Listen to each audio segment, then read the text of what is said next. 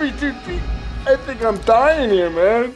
Welcome to the 3B Video Deep Cut Podcast. Watch a few movies, take a few notes. Yo, it's fun. Aw, yeah. It's that time again for another bi-weekly podcast with your hosts, Rotten Roger DeMarco and... Evil, and I tried to destroy him, Raj, but I fucked up. You definitely fucked up.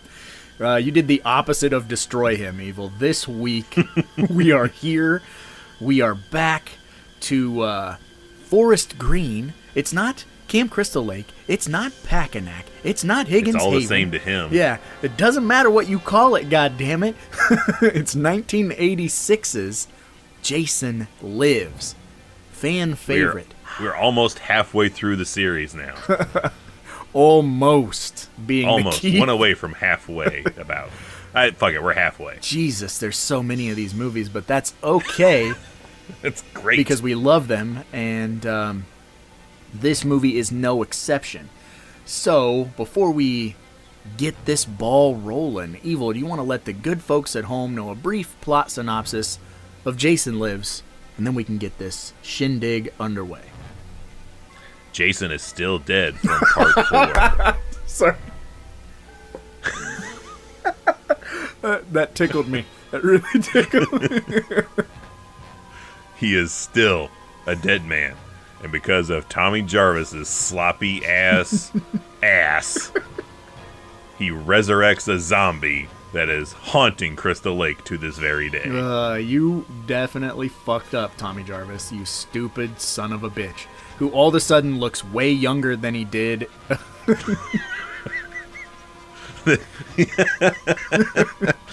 He does. He looks definitely a different age than the previous older him looked. And this is the most popular. I feel like this, outside of part 4, if you ask people what is your favorite Friday the 13th movie in the series, part 6 gets a lot of the attention because it is considered, at least I think, a huge fan favorite. Oh yeah. Shout out to our good buddy, channel supporter, also our very own killer in our movie, Snarls Barkley, Dylan Weeks, whatever you want to call him. This is his bread and butter. He loves this movie. So, hopefully we can do it justice for him. We've covered this on our channel. I believe we did a live stream on this. We did, about a year ago. And, so we have covered this movie extensively, and we're going to give you the abridged version of that. So we'll give you our thoughts on this movie from 1986, a year after we did a live stream over this movie in 1986. Now this one, I talked about it in passing weeks, how this one feels newer than certain movies in the franchise. Namely, Part 7 to me. It always feels like Part 7 goes back in time, and that Part 6 feels like a 90s movie. And that might be the fact that a lot of it's in the daylight, the fact that we have a very MTV poppin' soundtrack. We do. I don't know what it is, man, but it's a combination of all of these things that make me go, this is like a 90s movie, right? Or this is 90s Jason Voorhees? I'm going to put all that on the director, Tom McLaughlin. I feel like that is all shit that is his vision of how he wanted to do this. Which I know one of the directions he got was he wanted to have fun with this movie. And they're like, that's fine. You just can't make fun of Jason. Right. He's like, I don't think I would anyway, so cool. Mm-hmm. And Tom McLaughlin, or however you want to pronounce it. McLaughlin. Yeah. Tommy. He is he's like a punk rock dude, big into like the Ramones and Misfits and stuff like that.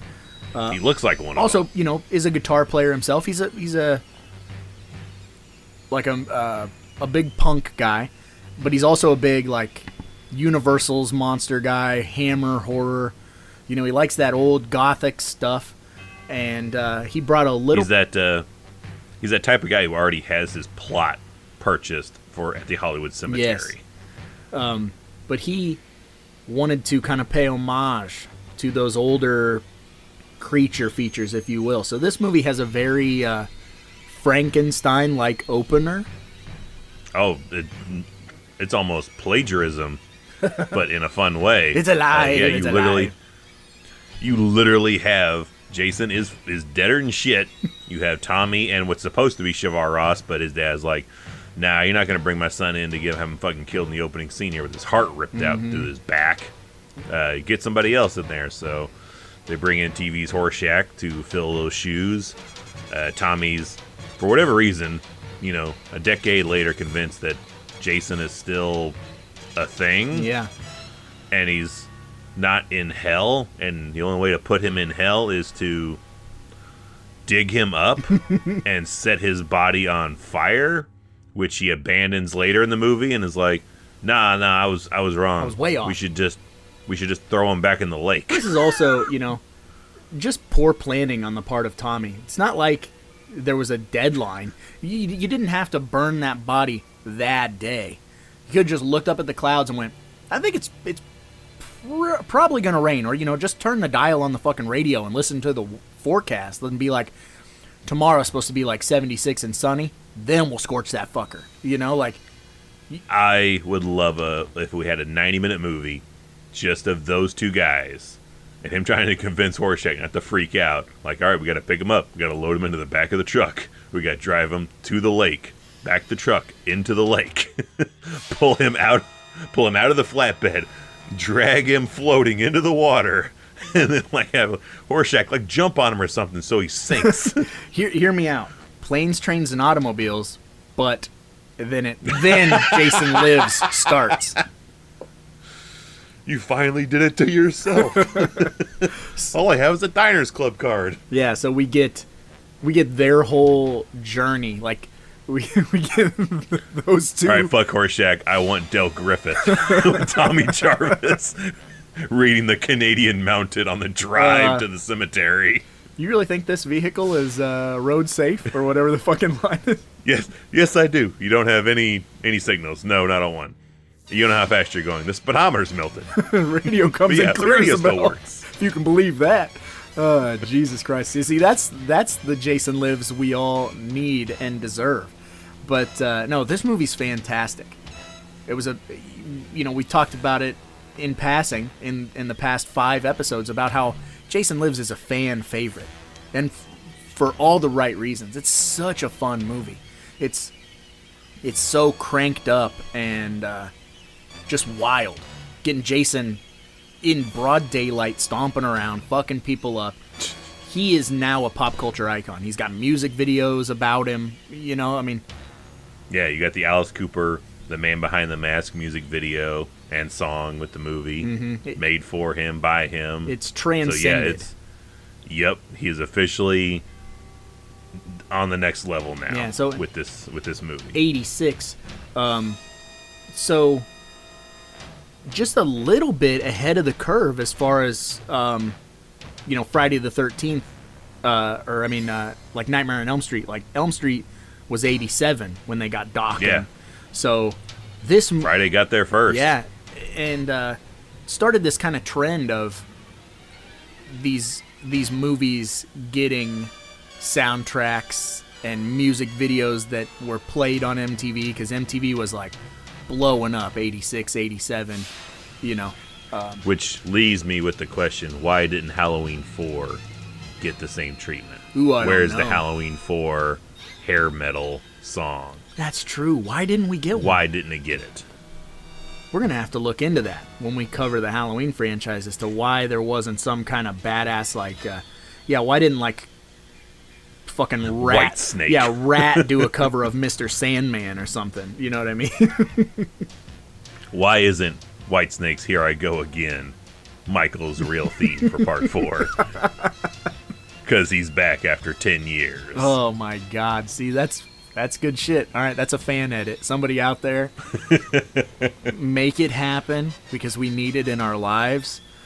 Of all the music videos, tribute videos on YouTube, you'd think that there'd be a Here I Go Again on my own Michael Myers tribute, but it's all Atreyu and fucking Drowning Pool and shit. Hey, I like John. I do too. Hey, there can be one now. We can have one done now. And I don't know what is up Michael Myers. What's the stick up his ass he can't be with everybody else and do a fucking music video tie-in or the rest of the horror icons do. I mean, shit. Borderline Leatherface does. Yeah. In part 3, we have some metal music laser going rocket. on in there. We have the Laser Rocket song called Leatherface. Here's an invitation to come join Leatherface. And we got fucking Hellraiser had a Motorhead. and surprisingly, when they did Halloween Resurrection, they didn't have Busta Rhymes do a Halloween rap. Could you just imagine Michael Myers like, what the fuck? doing a hip hop dance in a video? You had 2 rappers in that series, him and LL Cool J, and neither one did a song about the movie. Yeah. We needed Will Smith in this so we could have a fucking music movie song. Yeah, well, I mean, and then LL even did, Deepest Bluest, My Hat is Like a Shark's Fin. Boy, we got sidetracked as a motherfucker. That's okay. Yeah, we need more. We're talking about the pioneer of music, popular music and horror franchises, which we guess we found, discovered that it started with Friday the 13th. It may be a copy of Halloween, but goddamn it, it's a pioneer, and we're going to tie in the MTV era with our franchise because we know our audience. Damn right. You guys are old men just like us out there listening to us babble on. But this movie, to me, I think has the best pace Friday the 13th wise in the whole franchise, dude. Like, I know I've told you about this before. This is a movie that, like, it's an any time of day movie because there really is no nudity. There is that half-ass sex scene. There's a sex scene, Yeah. but you don't see anything. But it's so fast. It feels like an hour and 10-minute movie. It feels like it's. I put it in the same category as Return of the Living Dead. It feels like as soon as you start it, it's over. I mean, it's essentially the same time frame. It literally, I think, takes place over a day. Yeah. One day. So it's same as Return of the Living Dead. Like, those are always the good movies to me, movies that take place literally over the course of one day. And what a fucking day it is. Also, I think this has a really good cast all around, too. Really Top to likable bottom. kids, which we haven't had since Part 4, in my opinion. I love Part 4. But yeah, this movie's filled with them.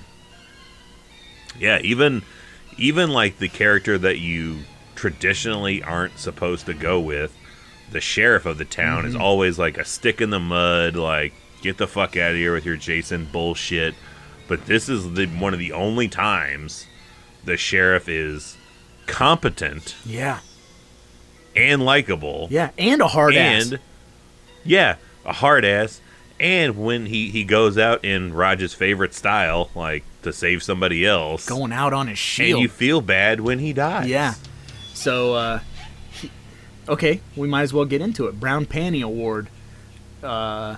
Mine is Sissy. Getting her head twisted off. I can totally understand that, and that's an added kill. Like in the OG cut, she did not have that bad of a kill. Like, they beefed that up when they're like, we need 3 more kills added when it was all cut together and done. So her head twisting off was the addition. So she just got yanked out of the window originally, and they were like, "That's good enough." Yeah. Oh. Well, Like, she's just yanked out of the window, but her head getting twisted around the way it does, that's the quote unquote beefing up of her death that they decided to add. I'm in. glad they did that because I feel like just yanking her out of the window, that's probably not sufficient. I mean, it's all right. And mine, I can't think of her name, but the other counselor that's with Sissy. What is her name? Do you remember her name? No. Well, as many times as we see it, we should know these names, but I don't know her name either. But it's the counselor that's with Sissy, playing the cards, that is comforting the little girl Nancy, having the nightmares. She's another one you don't see really what happens to her, except her thrown partially out of a window, pulled back in, and then later you see Sheriff Garris open the door to her cabin, and it's like the body just fucking explodes. It looks like Glenn's bedroom in Nightmare on Elm Street. Yeah. It's bad. So she gets my brown panty achievement. It's like, man, she did literally, absolutely nothing wrong. Very likable. And she got probably the most violent death, and it's shot in the best way. Because another thing I'll always go back to is if Rob Zombie made this shit, we would have seen the entire murder going down. Yeah. But we just see like 2 seconds of it, and then the rest of it is all left up to your mind, and that's always going to make way worse things than what you could be shown. Yeah. So her death is always like, God damn, really? We couldn't let that one go. Yeah, I was gonna say. Why didn't we let that one go? That's one thing that you will hear us bring up occasionally. I mean, we're gorehounds. Don't get me wrong. We love a good prosthetic. We love a good violent kill that's silly and kind of over the top.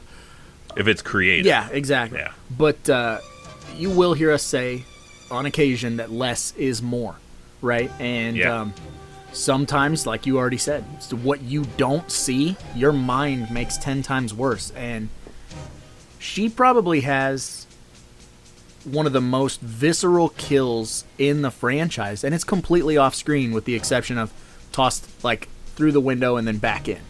That's really all you see. Her top half her head gets slammed out from the inside out of a window, and at the waistline she kind of falls out the window, and then Jason pulls her body back in like he's not done with her. And that's all you see, and that alone is like, Jesus Christ. That's what something the asshole of the film deserves to get, which there's not really no anybody asshole. I would put Pastori. in the asshole category. Pastori. He's an asshole, but he doesn't ever die. He doesn't die. He's not really an asshole. He's just he's the fucking goober. Yeah, he's a goober deputy. He's a total goober. And he lives. Yeah. He lives through this movie. And that's what's great. Well, I guess all the assholes are on the paintball team. They get fucked up. Okay, yeah. Okay, yeah, you have the one dude who's like the dumb broad. That's your asshole of the movie. Yeah. Which it's hard to give him that award because he has a scene and that's it. Yeah. But yeah, that's your only guy I can think of that gets that distinction. Yeah, which is what's so good about this movie. And when Tommy made this movie, right, I feel like his heart was definitely in the right place of being like, well, I'm going to kind of dial up. And this might have kind of set the tone for guys like Adam Green and Joe Lynch, because this isn't a parody movie. This is still very much a horror movie, but it's the beginning of that. It's a horror comedy because Jason himself is scary. Like you said, throwing her head first out of the window halfway, yanking her back in. Like when you see Jason, you know you're in trouble. You never see Jason and go, ha, with the exception of him getting shot with the paintball. You get a chuckle out of that, but then you go, well, that guy's dead, So it's a super weird, ultra fine line to shoot a movie to where it's portrayed in the way where the joke of it comes from the audience. Yes. And solely with the audience. Nobody else. No one on screen is in on any joke at all. Yeah. But it's strictly there for an audience member. That is such a weird way to describe it, and even harder to pull off. Yeah, because all of the characters, even though they have some funny dialogue and stuff, which you'll hear Evil and I bring this up, it's a reoccurring thing with us, is that it's played straight. These characters don't realize that they're not the smartest people at the lake. You know what I mean? They don't realize they're making poor decisions. They don't realize that they are just destined to die. So the way that they're handling the legend of Jason, the way that they're handling every single situation is played straight and not played for laughs, which gets the audience to laugh. It's a weird animal that and I feel like that tone started here, and then a lot of movies started to kind of dip their toe into that horror comedy. Some shot too far, some take it way too far, and then others find that perfect blend which again I'm going to bring up. Adam Green knows the formula. He made a career out of it. Well, and that even Return of the Living Dead. They're my two examples. Are Jason Lives and like Return of the Living Dead for that like 80s horror comedy. You know what I mean? Perfect. Both star Tom Matthews. Coincidence? I think not. No. And yeah, this is chock full of good lines that you'll want to repeat. Like the one that always sticks with me is John Travolta's nephew, and you can totally see the Travolta-ness in him. Oh God. He's the one with the pants that look like a hand grenade went off in them. Oh, Court. Court, yeah. I love when he's driving the RV, and all he can just keep saying is, "This is great." Having such a Never driven a house before. This is great. This is great. Woo! Out of here. What are you back there taking a dump? Yeah, that's a great scene too. Gets that fucking Rambo knife through the side of his head. And Cordy had a knife And you jammed get- in his skull. And you get that iconic shot of the RV flipping over, which is just funny if you're Go a behind ahead. the scenes freak like us. Because if you'll notice on the top of that RV, there's a giant swamp cooler that is a several $100 swamp cooler that, like, the producer is the producer of the movie. Oh yeah, he was like, eyeballing it. He was very much like cost cutting every measure he could on every little thing, making everyone's life a pain in the dick. And then everyone got like word that he really wants that swamp cooler when the production. He was wraps. playing the prop game before the prop game existed. Yes, maybe the originator of the prop game. He's like, I'm gonna take this motherfucker with me. So they're like, strap that fucking thing to the top of that RV when they flip it later in the production. So when that thing flips, watch the top of that RV. You'll see that cooler kind of fly off and just smash to smithereens on the concrete. Just imagine And what I was guess happening on the other side of the camera. Just imagine that. just cheering people like, ah, ha, ha, ha, you ain't cooling shit in that now, motherfucker. You better get some duct tape. And the best is if you watch Crystal Lake Memories, they talk about this story, and right then they smash cut to that producer, and he just goes, Really wanted that cooler. still hurts him. It still hurts him. I love it. I love it so much. Man. That's the good shit. And I think you might be right. I think that really is truly the origination. Is that the right word? Origination? Origination. Origination. I'm just making shit up. I don't know. Like Clum. Clum. That's where the prop game came from. Because it's got to be, right? Because we talked about how that's a weird thing to want from the movie, and then... You know, I will divulge this sidebar a little bit. It literally it came from a Kevin Smith story. Okay. Where he was on, I believe it was one of his podcasts where he was talking about the movie Jaws. And he was talking with somebody and saying, man, if I could just take anything home from the production of that movie, I'd want one of the yellow barrels. Nice. I really want one of the yellow barrels to take home. And that's what got my wheels turning to be like, that'd be a fun little game to play. Is what if we just name a movie and the other person has to figure out something that they would want to take home from that movie. And that it started with that as the idea. Then that was a thing we did to kill time at shows or anytime you got like 15, 20 minutes of like, all right, we got a little bit of time to kill. Prop game, Back to the Future Part 2. Yep, that's And exactly. now it's in its final form as a segment at the end of our Deep Cut podcasts. Well, there you go. Now you know, and knowing's half the battle. But It took what, almost 30 episodes to explain how this thing came about? Yep. Where it officially originated from. Well, thank you, Kevin Smith. If you're listening, I know you're not. But, you know. You never know. He could be listening to this right now, man. Like, these guys. We got crew that. I know who these guys are. We got crew that works closely with Kevin Smith, so it's not out of the realm of possibility. Maybe he's looking for new podcasts and discovers us, and then we blow up. No, maybe I don't know. we should. Maybe when this drops, we should let a certain somebody know that, hey, we talk about Kevin Smith in this episode about 20 or so minutes in. Maybe you could pass that on to him. Go, Gadget Kevin Smith. Take me with you. No, so back to Friday the 13th, Part 6, a.k.a. Jason Lives. For the first time we get, it's the only time we really get him. One of the iconic Jason actors, C.J. Graham. Yeah, he does a great job. And that dude, and he's one of those few guys to play Jason that's as equally or more terrifying out of the makeup than in, because he's a big dude. He was like an army guy or some shit, wasn't he? I don't know. He's like a former Marine, and now he's got like sleeve tattoos done, like just a fucking just brick shithouse of a guy. Yeah, he is a tank.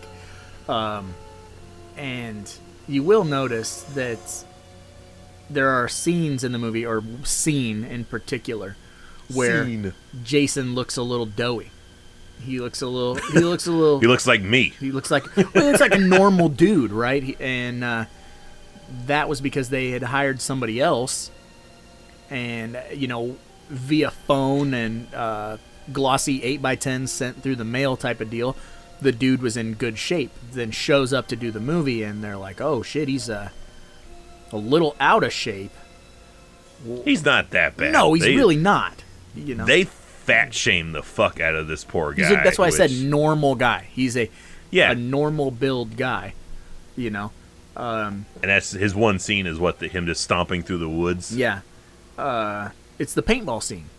He's chunky. And, and so he's the Jason is a little chunky, and I think part of that also is the fact that you got a big, foam latex cowl fucking glued to you that probably went down, to the shoulders and a portion of the chest. So there's added stuff going on there, and he's a hunky boy. He's definitely a hunky boy. And they looked at the dailies and they went, oh no. It's not as intimidating. We need like a swole dude, not a thick dude. We need a swole dude. So they switched gears and went with C.J. Graham. But they kept that one scene in the movie. And this is his only movie he does as Jason. He does a fucking awesome job. And there's a fun rivalry, a friendly rivalry in real life between C.J. Graham, who plays Jason in 6, and Kane Hodder, who we get for the next 4 films as Jason. Absolutely. And we may or may not have added a little fuel to that fire on a couple of occasions. So,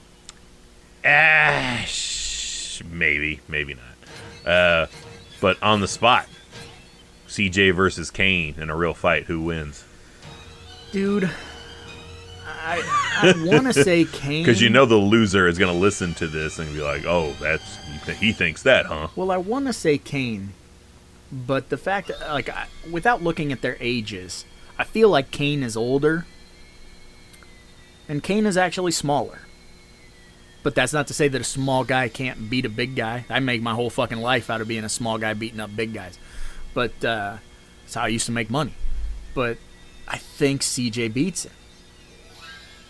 I'm with you. I think CJ beats him just because he has military training too, right? Just yank training. His fucking trachea out like some roadhouse. He's trained to kill. And I feel like CJ's the type of guy that's like, yeah, that shit never leaves you. Mm-hmm. Like, Kane is the type of dude who would get into a bar fight with you and beat you to death on accident.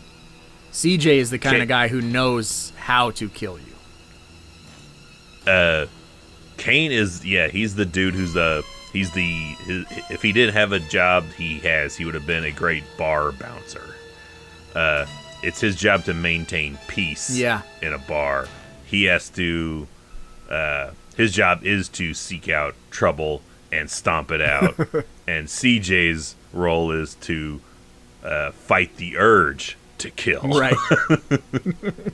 Because he is trained to do nothing but kill. He's not trained to subdue. He's trained to put you down. Major pain dreams.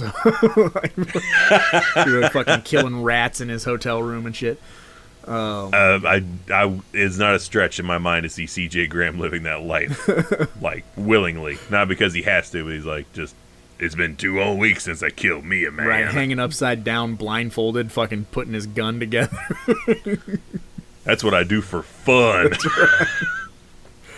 Jesus. Yeah, that's probably pretty spot on. But a nice dude. Super nice dude. So, Oh, both of them are just fucking giant sweethearts, Yeah. which just makes you just fall in love with them just that much faster and easier. Just an awesome guy. And he's also a dude who brought like an RV on set, brought his like own with RV. him. So yeah, so like people that were like tired and shit on production, he's like, go over there and crash out in my trailer for a little bit. It's cool. Take a load off. Like one of those guys that's looking out for everybody kind of guys. So it's like, yeah. I like that. Yeah. Well, so I know where you stand, but not Kane versus CJ unmasked in a fight, but better Jason portrayal, CJ or Kane? Kane. Yeah, you're a Kane guy.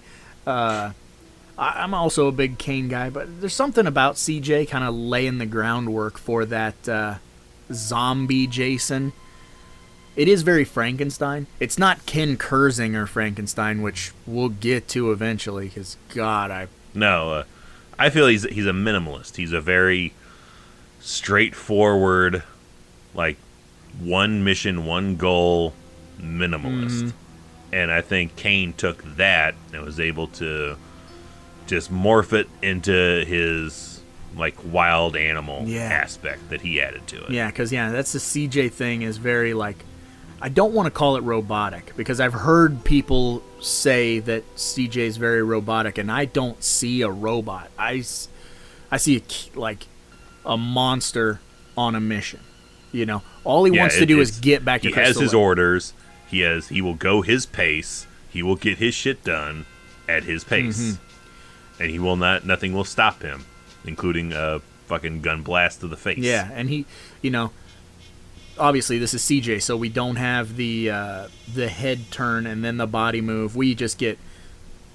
In fact, I don't think CJ's head ever turns in this movie. I think it's I think it's like a Batman cowl is like that. Yeah. He's got his thing, so he's kind of head and shoulders move together type thing. Yeah. Which kudos to him for. There's a shot towards the end of the movie where when he's going after Megan, he blows out a window and takes a step down from inside a cabin to the campground floor, the forest floor, the ground, and the ground. He's got to do it in one like fluid motion, and he has to blow this window out with his knee, take a step down, take like 2 or 3 more steps, and grab Megan's head, right? All while wearing these tunnel vision fucking mask with the cowl all over it and everything. So, and done it all apparently in one take. Yeah, which is that's fucking amazing.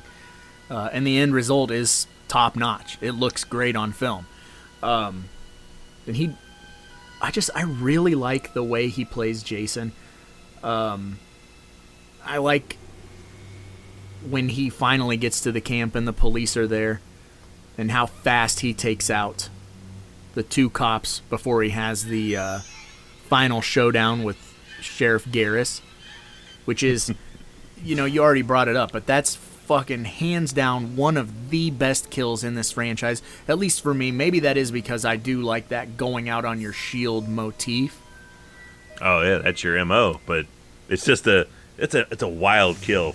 He just leaps on Jason like to tackle him, and then he's just bent backwards and just snap, crackle, pop. Like he's able to scratch his ankle that's by his ear now when he's done with him. Which, I don't know about you, but if I put like 5 shotgun rounds into somebody and 6 revolver rounds into somebody, I don't think my next course of action is this stick and this rock should do the trick. Like that's straight up Bill Paxton Predator 2 shit there. Like just throw that tennis ball or ping pong ball at him. Like that's desperation. Anything that's left. Yeah, because that's where his character arc, his going out on his shield actually matters, is because he's a very strict parent for the whole movie.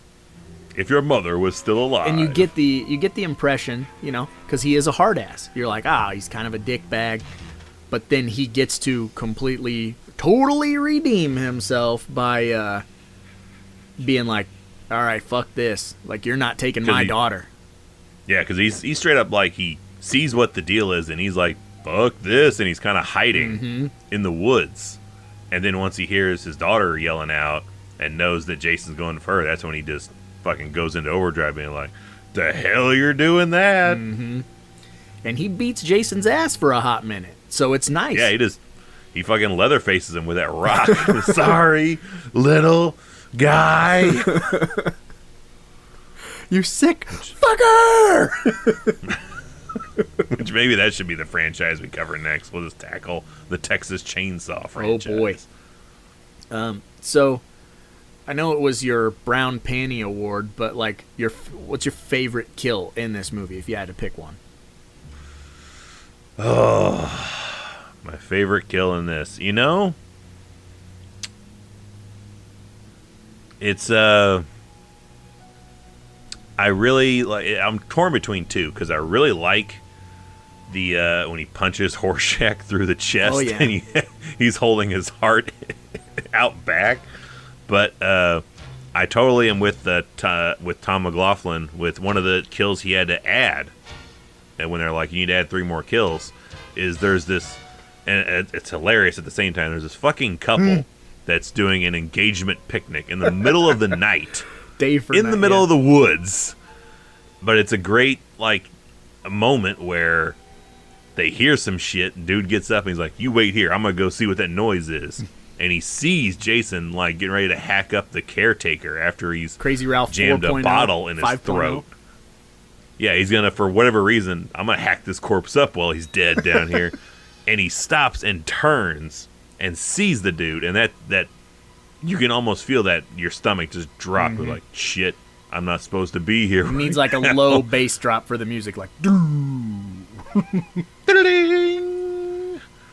yeah, that dude hauls balls and ends up getting our second shish kebab of the franchise with the machete through both of them on their scooter. their fucking Kawasaki Ninja or whatever the fuck.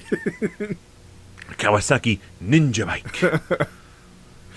So I like the atmosphere of that double shish kebab, but I'm always amused by, I don't know, maybe I'm just like, I think it's good effects that look good for the time of when that heart gets punched out through the back of Horseshack. Well, you know, little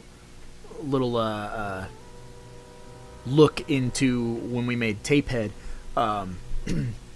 When we were plotting, there is a heart rip in our movie, and I watched Jason Lives, and I photographed each frame of how they cut that together. Uh-huh. And I was like, that's my favorite heart punch in cinematic history. I want to be as dope as Jason Lives. So I tried, and that's where I was like, it's this shot, this shot, this shot. Okay, done. Like, because it looks good. Even today, it looks good. But like it's added when I'm like 1986. I was like, that's pretty fucking good. Mm-hmm. It is real good. Couldn't even stick the slimy sucker back in right. And that's, oh my gosh, talk about like possibly like an honorary mention Brown Panty Award is Horseshack tries to save Tommy by so good. shoveling Jason in the back of the head. But man, does he get the worst like death as far as like post-death death goes. Because he gets his heart punched out. He falls into Jason's casket, which is maggot covered beyond belief. Spiders, all kinds of nasty shit. Yeah, the door slams shut on him, and then the caretaker has to rebury him because he just assumes it's Jason in there. So Jason, as far as the town goes, and you can still visit his grave, still there, and they dig it up. There's a corpse there, but it's not Jason in that fucking grave. I feel bad for Rorschach's parents, like for Horseshack's parents, whatever. Horseshack, not Rorschach. Rorschach is Watchman. Yeah. Horseshack is the dude that's in Jason's grave. I feel bad for Hawes. There you go. Hawes! Like his family, they're like, well, he went out to dinner with that nice Tommy boy, and he just never came back. Like they got like missing posters and shit, and they'll never find him. They'll never find him. I thought they were both still like in an institution, and they both like ducked out for the night, and that's why. Because then he's saying like in the truck, he's like, "Hey, they'd kill us if they knew we were out doing this." And I think, I don't know that they escaped. I feel like they've been released. I feel like they had, like, they're not under lock and key. Maybe they're allowed, like, day passes to, go do stuff. And they kind of, like, we're just going to leave and not come back tonight. Yeah, was that line from Halloween? Like, they just let them wander around out here? Like, letting them... Pull up to the main gate. Yep. Go on, move. The evil is gone. Tommy is gone from here. Horseshack's in the grave. He's in the grave. He don't know what death is. Death has come to your little lake, Sheriff. I'm sorry. We got... Oh, Jesus Christ. So... And this movie also has the fourth wall break. Mm-hmm. The dreaded fourth wall break. Where when Horseshack is getting buried again in the grave, the caretaker looks right into the camera. Some folks got a strange idea, entertainment. Yep. And that happens a couple of times in the movie. Not so blatant as the caretaker line, but later we get our, I guess their comic relief, the couple of kids in the cabin, dead meat. What were you going to be when you grew up?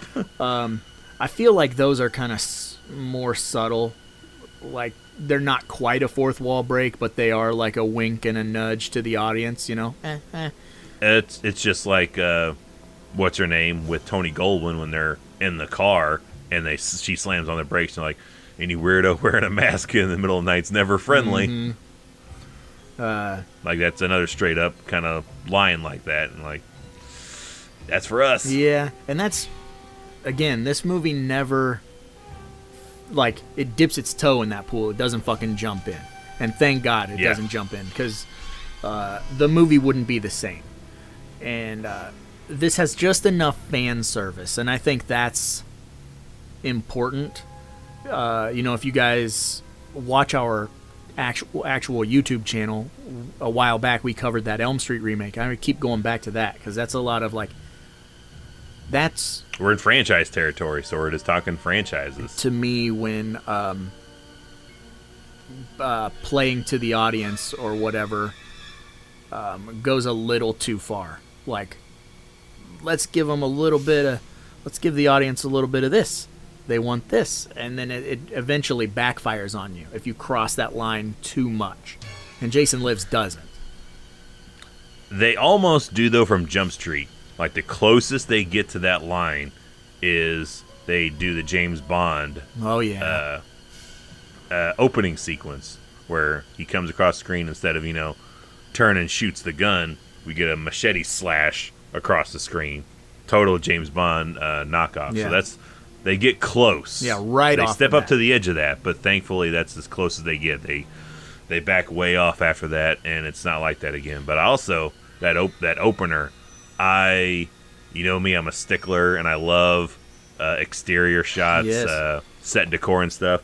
The lighting of the lake at night, with how all the trees have that like blue tinge to them. Oh, I love that shit so much. Yeah, it looks great. The old That day is for night what Crystal filter. Lake looks like to me in my mind's eye all the time. Is just like that. Got the blue overcast. Yes. Yep. There ain't nothing wrong with that. It's glorious. Unlike a couple of the day for night shots we get in this movie, Oh, yeah. where it's like, what? That's not nighttime at all. Yeah, and that's the two on the scooter. When they officially get impaled, that's clearly daytime. And they just kind of put a little blue on it. And that was, I remember either Crystal Lake Memories or one of the special features on Jason Lives, them talking about how they knew they were running out of nighttime. When you start hearing birds chirp and shit, like, Yep. we gotta hurry the fuck up. Time is running out. And so that last shot of them on... Because I think there was supposed to be a more extensive gore prop or something to the double impale, like supposed to see it poke out the back or something of that nature, but they were running out of time, so they were like, just put some blood in her mouth and let her spit it out. Which looks silly. Yeah, she does kind of do the old... It's on the same level as when we get to it in Freddy vs. Jason. Oh, God. The chubby dude is running from Jason, who gets the machete thrown at him, and once it impales in his chest, you get a Oh, yeah. out of his mouth, and I'm like, stupid. Yeah, not good. Stupid, Why'd you do that? Stupid.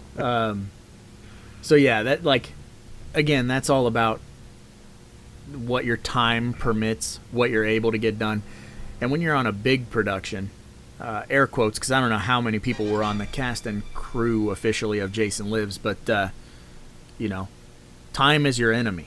You got to go, and it's also filmed out of sequence. not in like out of sequence, and not in like the time frame that is going on in the movie. Like every time they're like portraying it in summertime, and 90% of the time when they're filming in a southern state during the fucking fall and winter. Like I believe this one was filmed in Covington, Georgia. Probably in like September or some shit. Yeah, with like, we got to make a fucking summer release, so get shit moving, Tom. Go, yeah. But yeah, as an end result, this movie, top to bottom, start to finish, really fun, really well made. Again, it's a fan favorite and I totally understand why it's a fan favorite, because it is just so much fun and very fast paced. So, Question then for you. okay. Since this was the third movie with Tommy Jarvis, how would you feel if he went out Nancy Thompson style, like in Nightmare 3 in this? Like if this was Tommy Jarvis's swan song movie and he dies at the end of it, how would you feel about that? I think that's okay. I think that's fine. I think that'd be a good way to end it. Like, he kind of holds Jason down. And I mean, they almost let him die. Yeah, is he killed? Yeah, and then Megan gets to do the old mouth to mouth and bring him back. But I don't see. I mean, it wouldn't affect anything else, So, because they didn't bring him back. Yeah, it's for not anything. like he comes back anymore, unfortunately. Comes back for fan films. That's about it. yeah. But I was just curious, like, how would you feel if they had killed Tommy there, if he had died with Jason? Well, if he would, to make sure he got taken out. That's fine. Go out on your shield. If he is sacrificing himself to make sure that the lake is safe, that's an admirable death. You know what I'm saying? Like, he's saving these kids. He's saving the next generation of campers. Whatever the fuck. That's okay. I'd be okay with that. You okay with that? I know one thing that we're not okay with is, he suddenly decides that instead of burning the corpse, he needs to return Jason to the lake, because he rented the area. He checked out a couple of books at the library, and he's reading those on the drive to what he's doing here, and gets this chain tied to a rock around Jason's neck, maybe 40, 50 feet out into the lake. All I know At is, most, I would say 15 feet deep. I was gonna say maybe? all I know is the chain. We got 2 feet, like, from the rock. So Jason's feet are close to the bottom of the water, but The rock is on the bottom. I'm gonna say 2 feet of chain between the rock and Jason. We'll say Jason's 6. Just say 6 foot. So we got 8 feet right there. He can reach up to somebody that is swimming on the surface. he's grabbing so Tommy almost by the waist. So that's another about 4 or 5 feet, maybe, between where the top of Jason is to the surface. So, we're about 20 feet deep of water, maybe.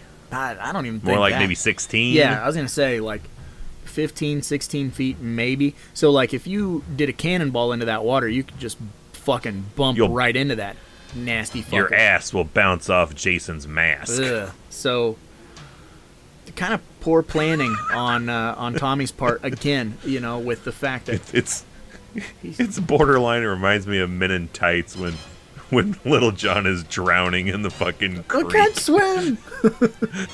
Just splashing in a fucking puddle like that. That's what it almost feels like. Like Jason is gonna die in this little bit of water. Which, I mean, he doesn't technically die. No, he's alive the whole time, just waiting. he's just down there waiting. Even if he ever gets a boat propeller jammed into the side of his face, which I love that was a shot they didn't get. And Tom had to go to his parents' house and film that in his fucking parents' pool. So his parents' pool is filled with Jason guts and shit from his face all getting chopped up. I was like, that sounds exactly like how we would do it. Oh, yeah. Be like, damn, we're missing that. Ruin a family member's pool. Yeah, I'm all about it. Fuck it. Whatever it takes to get the shot, right? Yeah, so that is cause for concern. That's something you and I have talked about a million times, is just how fucking close to the surface Jason really is. And here's the other thing. He's been electrocuted and brought back to life, so he's like wicked strong. Like, that's even a thing in the trailer and everything. He's like, he's even more powerful now. He's, he's punching people's hearts out. He's doing all this shit. He's bending people in half. Yeah, so to me, it's like not out of the realm of possibility that he grabs the chain and like pulls himself down to the bottom of the lake and then just power lifter grabs that rock. I mean, if Tommy can carry that rock, Jason can carry that rock. And then just walk on the bottom of the lake 20 feet to his left and fucking, emerge. Like, just pick up the rock. Just pick up the rock, dude. You walked on the bottom of the lake to New York City. You walked on the bottom of the ocean to New York City. Pirates of the Caribbean style. So you can do it. I know you can. I got faith in you, CJ. But shit.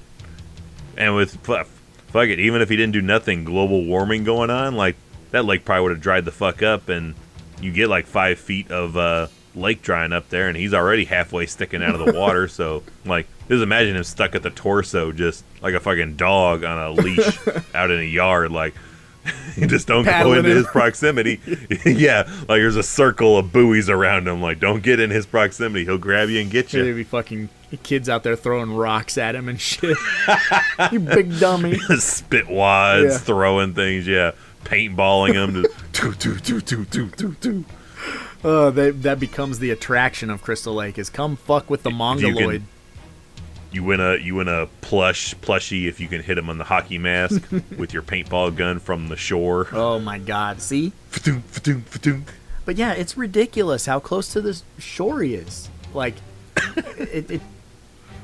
it's been a thing you and I have, I think, both individually theorized on before we knew one another. And then when we became friends in like 2013, 2014, we're like, yeah, that is weird. Like, what's going on with that? And I know we've brought it up to anyone who will listen to us babble about it.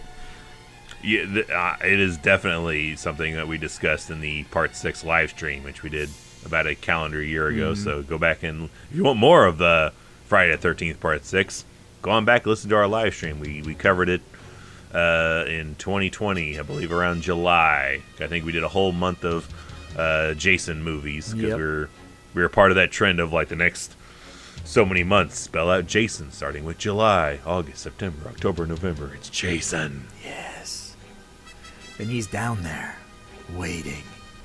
Well, now that we've spent a plethora of this podcast discussing the movie, I think it's time to move on to our next segment, Evil.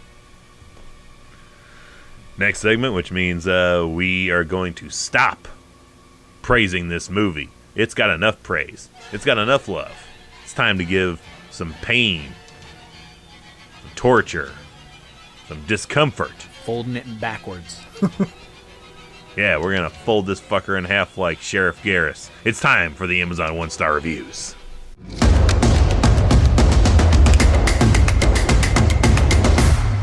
Hated it. All right, I tried to find. I didn't go back to look at the what we said and found for the live stream of this. So hopefully, I'm not repeating any of these. I don't think I am, but it's possible. So just a couple of them, just a few, not a whole lot. So first up, we have Amazon customer. So we're gonna go with the good old Rondell Dale Branch. All right. Gracing us with his presence once again on December 19th, 2014. He says 1 star.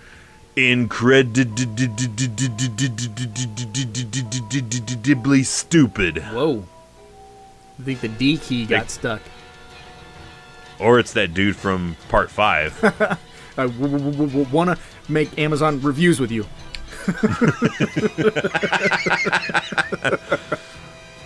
I don't like the parts shit.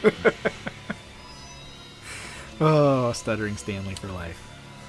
All right, next up we got Jim Whiteford Okay. on January 15th, 2000. 21 years Another ago. 2-decade-old review. Old as shit. 1 star. It's such a shame. This one is kind of funny, but is pointless. Jason is killing people for no reason. Stupid people. But they're at his lake. No matter what you call it, it's still Camp Crystal Lake to him. Yup. Wrong place, wrong time syndrome, man. Yeah. We'll get to more of that when we get to talking about the game. Good Lord. All right.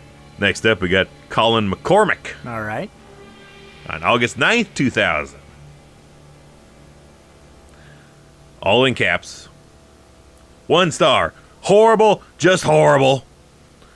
I don't know why so many people thought this was a good movie. The best one in the series is part 4. The story was stupid. The acting was even worse. And the end of the saga that began in part 4 ends here and in a stupid love story way where there's suspenseful ending too. Ooh, Jason opens his eyes at the end. I'm so terrified. The opening scene is the only good thing about this one. After that, it's all downhill. Rated R for violence, language, and a sex scene. Singular. Well, he's not wrong with part 4 Barely. being the best one. Good job, but you're a dick. It's barely a sex scene. Yeah. It's just bouncing, listening to music. All right. And we have a return Oh, no. for the final 1 star. If you listen to our previous episode, there was a Amazon reviewer named Weak Heart for Life Oh, no. They're back? that gave us a review of part 5. He came back for part 6, Oh, boy. and he is still pissed. All caps pissed? All caps pissed. On July 16th, 2020, old Weak Heart for Life made his return and says, 1 star. Wow, from horror to comedy. This should be a shame calling this a Friday the 13th film. I know this filmmakers were going for a funnier side of the story this time, but really? Okay, this time Tommy Jarvis returns yet again from the mental hospital. Again, we never do find out if he killed Pam at the end of part 5. No part 6 stars with Tommy, and his friend is going to the cemetery to dig up Jason. Why? Why? Because Tommy wants to burn him by pouring gas all over Jason and setting him on fire. But first he must dig him up to cremate him. Really? And then, what about what happens when Tommy is about to burn Jason? It starts to rain, of course. Tommy takes a metal fence post and jabs it in a dead Jason corpse. Then he's about to burn him, and you guessed it starts to rain, and a bolt of lightning strikes the corpse of Jason, bringing the dead man back to life yet again. This movie is not scary. I not know if I should laugh or cry at the end at the actors trying to act serious and spiking corny dialogue. Spiking. You Sputenheimer?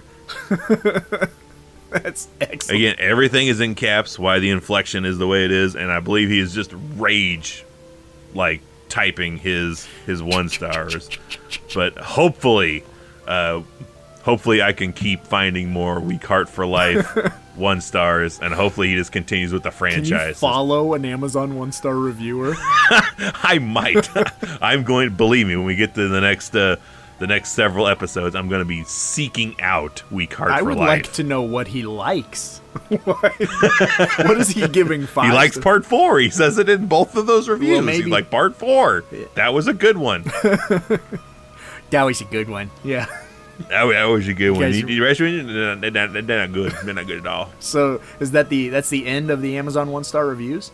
I had to end both of them with Weak Heart for Life because he's quickly becoming a new favorite reviewer, and I was so happy when I was like going through and I was like, Weak Heart. I remember that. I remember this guy. There he is, man. He's back. The man behind the account. He's even more powerful now.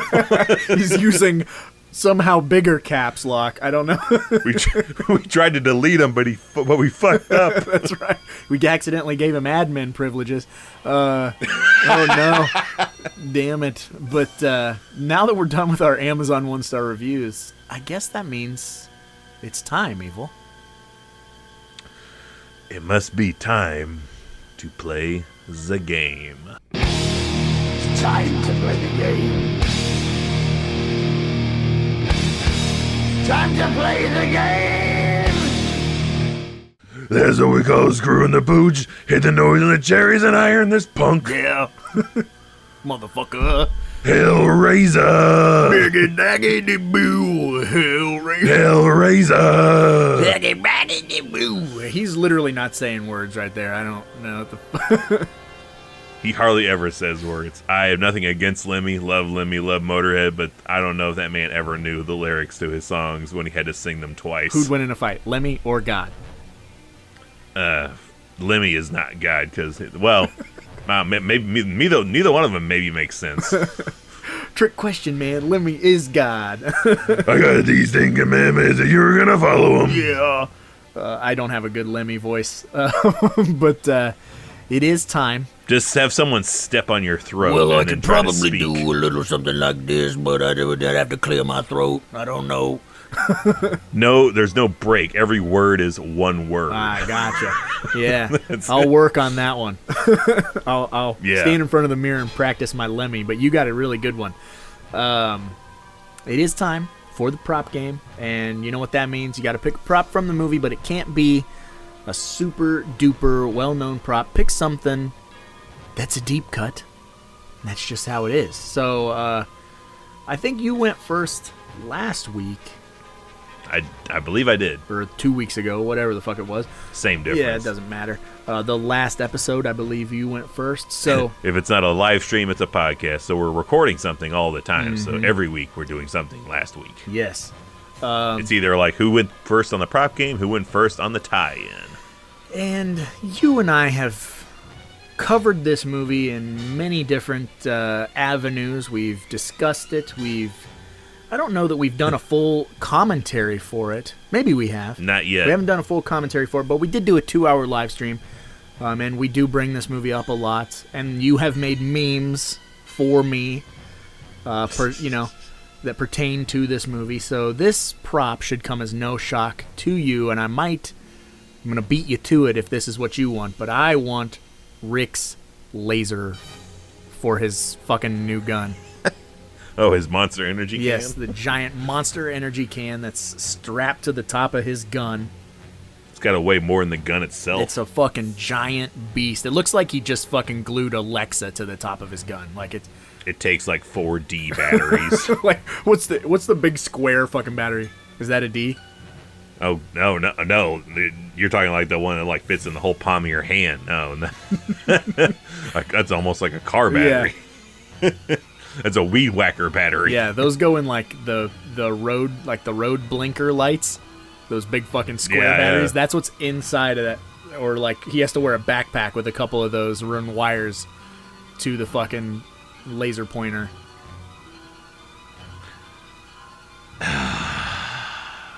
That's not bad.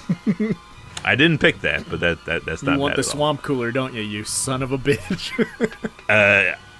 See, I couldn't get the swamp cooler because I'd only get pieces of it. Right. So it'd be like, well, I got a few corner pieces of the swamp cooler. But if I was going to take something that's a prop in and of itself, that's a whole prop.